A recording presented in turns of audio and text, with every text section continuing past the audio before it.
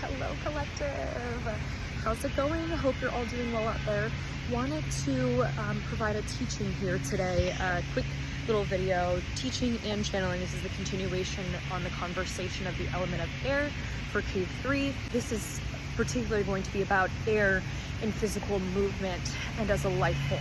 So if you haven't watched any of the other videos that I've already recorded on air energy, the air element, its benefit, I highly recommend, especially because Libra season is about to start, or I think it just started. So definitely do that. So save these videos. If it resonates, share it with a friend if it is helpful. So the thing with air energy, you guys, air and physical movement, is that it's always moving. You have to think of it as oxygen, as the air that we breathe. It's ether. So air is constantly moving. It's not just the wind. It's all around us and it's constantly changing. You can think of air energy in the same equivalence. Obviously, besides those other metaphors like wind is constantly, there's always a breeze. No matter where you live in the world, there's always some type of breeze. Air is constantly moving. But you can think of it how energy is never created or destroyed.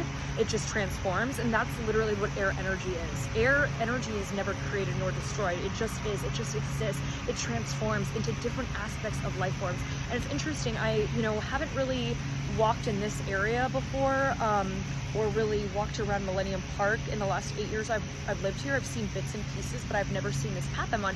And I'm standing here in front of a sculpture that let me show you guys.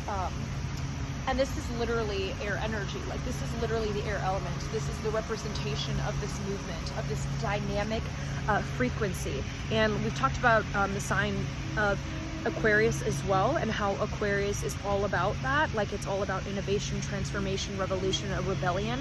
And that's really what air is. It bends rules, right? It breaks the rules and it creates them. So air is all about, that physical movement, that kind of stretch in energy. Had to put my bag down there so I can show you guys. So air energy is all about movement. It's all about flow. It's all about moving things around for the sake of yourself, and being open to the way that the wind and air energy carries you. So being open and surrendering, essentially. So a little bit of a channeling coming through. When you want to tap into air energy in a different way, you must remember that it is ebb and flow, that it is ever changing, it is transformative. Like this sculpture, it is representative of not one single linear direction, but that it can go in different ways and will always be connected back to the one. Air as a life form really is that. It is the kind of the growth aspect of humanity. It is the transformative aspect of energy.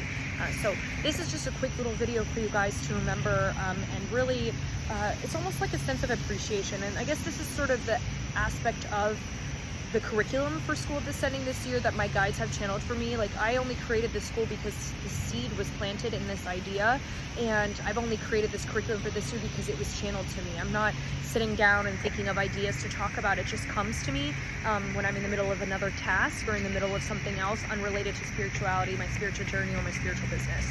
So this topic came through as one of those titles that I created when I was creating the curriculum, the channel curriculum for this year for School of Descending, which also, if you are finding this on YouTube, you can find a link to the school down below. I think I'm going to actually start offering the first course is free, because it's seeming like I'm more aligned to that. This is kind of like free knowledge that anyone should have access to. It's been a couple years since it's been out, so I think I might make course 1 free. So if you want to check out School of the Ascending, turn your notifications on. I will make the announcement once I do. But in the meantime, if you want to support my business and donate, you can consider it in that way. And also, you're getting access to a lifetime of a course that's very beneficial.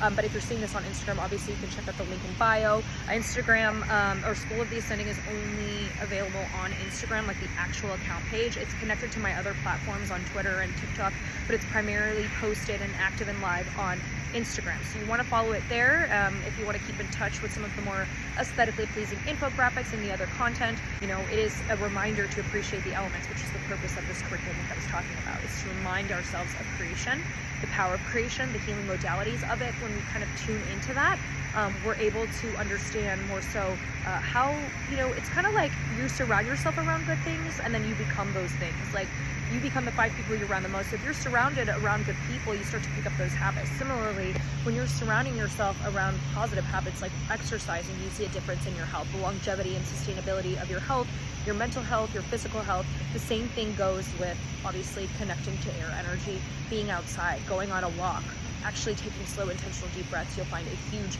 difference in your physical vessel and your chi and like your energy, your ability to like stay social, even if you're one of those people who, you know, has a social battery that goes out, you know, very quickly. So there's literally, I'm hearing infinite, endless blessings. Okay, infinite, endless blessings, but I wanted to say was infinite, endless, you know, opportunities and modalities and benefits, if you will, to connecting with the elements, but also receiving the benefits from them.